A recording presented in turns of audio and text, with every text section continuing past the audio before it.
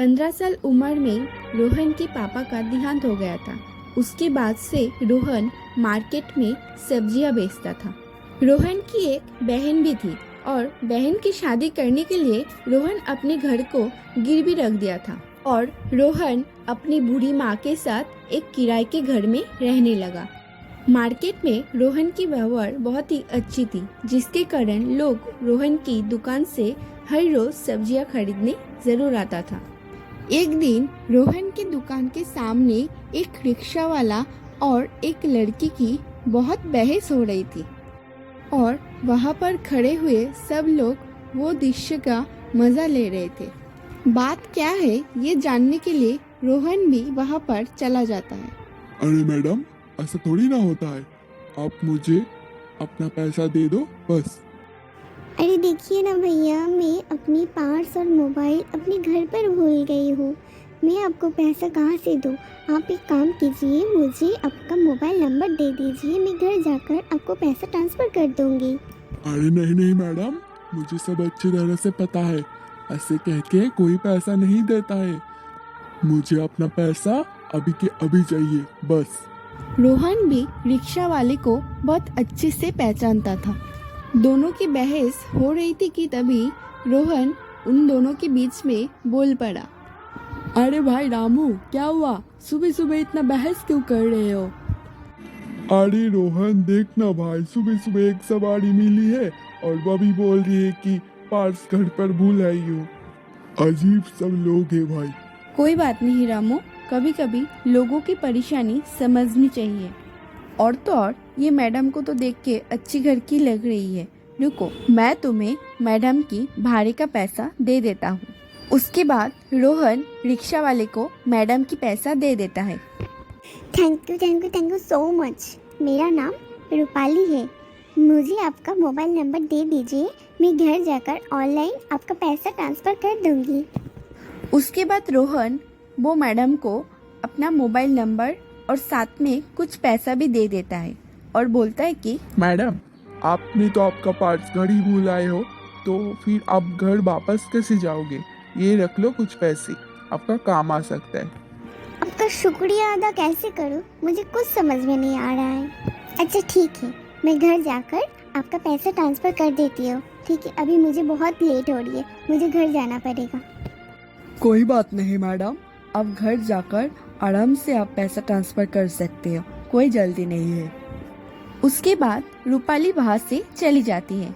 रूपाली घर जाने के बाद शाम को रोहन की पैसा ऑनलाइन ट्रांसफ़र करने के बाद रोहन को फ़ोन करके बताती है कि मैंने आपका पैसा ट्रांसफ़र कर दिया है, आप चाहे तो चेक कर सकते हैं और सुबह के लिए फिर से थैंक यू। उसके बाद से रोहन और रूपाली रोज़ाना फ़ोन पर बात करने लगती है।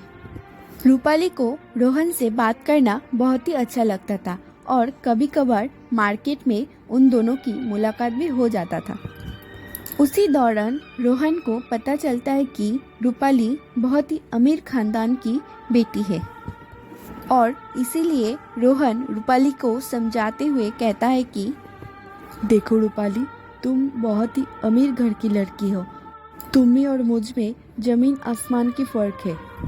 मैं एक मामूली सब्जी बेचने वाला इंसान हूँ। तुम्हारा और मेरा दोस्ती रखना उचित बात नहीं है। प्लीज़ तुम मुझसे मत मिलो। रोहन, तुम ना मिलने की बात कर रहे हो? आज तो मैं अपना प्यार का इजहार करने आई थी। रोहन, मैं अपना आगे आने वाली पूरा लाइफ में तुम्हारे साथ बिताना चाहती हूँ। ये कहने के बाद रूपाली फुट फुट कर रोने लग जाती है और ये देखकर रोहन रूपाली को गले लगा लेती है और घर जाकर रूपाली अपने मम्मी पापा से रोहन से शादी करने के लिए जिद करने लगती है और रूपाली की मम्मी पापा शादी के लिए मान भी जाती है। और यहाँ पर रोहन भी अपनी माँ और बहन से शादी के लिए बात कर लेता है और उसके बाद उन दोनों की अच्छी मुहूर्त पर शादी भी हो जाता है। रूपाली को कभी भी इस बात पर फर्क नहीं पड़ता था कि उसकी ससुराल गरीब है और इसका शिकायत कभी भी रूपाली अपने पति यानी कि रोहन से कभी नहीं किया। रूपाली, तुम मुझसे शादी कर खुश तो हो ना? हाँ रोहन, मैं तुमसे शादी कर कर बहुत खुश हूँ। पैसे सब कुछ नहीं होता है।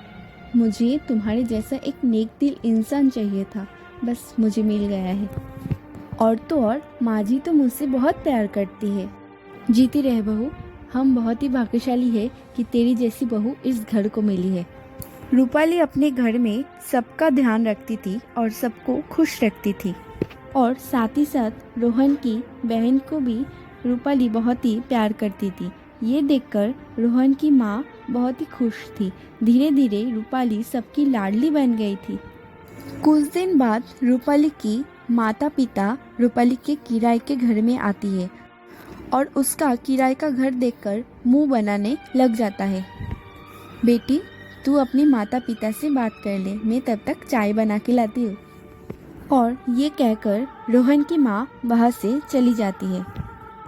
अरे बेटी रूपाली, तू इतना सा घर में कैसे रह लेती है? तुम्हारा कमरा भी इस घर से बहुत ही बड़ा था, और ये क्या, घर में कोई नौकर नहीं दिख रहा है? तुम्हें क्या घर का सारा काम करना पड़ता है? अरे रूपाली का मम्मी, तुम क्या ये बात करने लगती हो? हमारा दामाद कोई बिजनेसमैन नहीं है, वो एक मामूली दुकानदार है, और ये सब चीज़ हमारा दामाद अफोर्ड भी नहीं कर सकता है। इसीलिए तो वो किराए के घर में रहता है ना। बेटी रूपाली, दामाद जी को लेकर तुम हमारे घर चलो और दामाद जी को बोलो हमारे साथ हमारा बिजनेस ज्वाइन कर ले। नहीं पापा, मैं यहाँ पर बहुत खुश हूँ। मेरी सास और रोहन जी तो मेरी बहुत ही ख्याल रखती है। और हाँ पापा, कुछ दिन बाद तो हम अपना खुद का घर भी लेने वाले हैं। और हाँ पापा, आप रोहित जी को पैसा देना भी चाहे ना, वो आपके पैसे को हाथ भी नहीं लगाएगा, क्योंकि वो चाहता है कि अपने बलबूते पर खड़े हो जाए। और हाँ पापा, आप भी जब इस शहर पर नए आए थे तब भी तो आपके पास कुछ भी नहीं था ना। आपने तो ये सब अपनी मेहनत से हासिल किया ना, तो वो भी कर लेंगे। और रूपाली की ये सब बातें उसकी सास सुन लेती है और वो समझ जाती है कि रूपाली को अपनी इज्जत पैसे से भी प्यारी है। रूपाली की बात सुनकर रूपाली की मम्मी पापा को अपनी गलती का एहसास हो जाता है। सॉरी बेटा, मुझे माफ़ कर दो। पैसे और रुतबे के चक्कर में मैं अपनी पुरानी ज़िंदगी को तो भूल ही गया। अब मुझे समझ में आ गया, हर एक बेटी अपने पति में अपने पिता को ढूंढती रहती है। नहीं पापा, आप मुझसे माफ़ी मत मांगिए। पापा, मैं यहाँ पर बहुत ही खुश हूँ। पिताजी, अब देख लेना, रोहित जी तो आपसे ज़्यादा तरक्की कर लेंगे। हाँ हाँ, क्यों नहीं, आखिर दामाद किसका है। चाय नाश्ता करने के बाद रूपाली की माँ रूपाली की सास से कहती है कि मुझे माफ़ कर दीजिए, ना जाने मैं क्या क्या कह डाला। अरे नहीं नहीं बहन जी, आपका कहना भी तो सही है। अपने बेटी और दामाद जी के लिए अपने तो अच्छी सोच के कही होगी ना। और उसके बाद रूपाली की मम्मी पापा बाहर से चले जाते हैं। दिन रात काम करके रोहन उस शहर का नामी बिजनेसमैन बन जाता है और अपने लिए एक नया घर भी ले लेता है। और उसके बाद अपनी बेटी और दामाद की तरक्की देखकर मनी मन खुश हो जाती है और मुस्कुराते हुए ये सोचता है कि उसने अपनी बेटी का हाथ एक अच्छे इंसान के दिया। तो दोस्तों, कहानी से हमें ये सीख मिलती है कि हम गरीबी में जन्म तो ले लेते हैं, लेकिन अपने पूरा जीवन का डोर अपने हाथों में रहते हैं। हम चाहे तो कड़ी मेहनत करके आगे बढ़ सकते हैं और बहुत बहुत अमीर बन भी सकते हैं। इसलिए तो कहते हैं, मेहनत करते रहो, अपना फल अवश्य मिलेगा।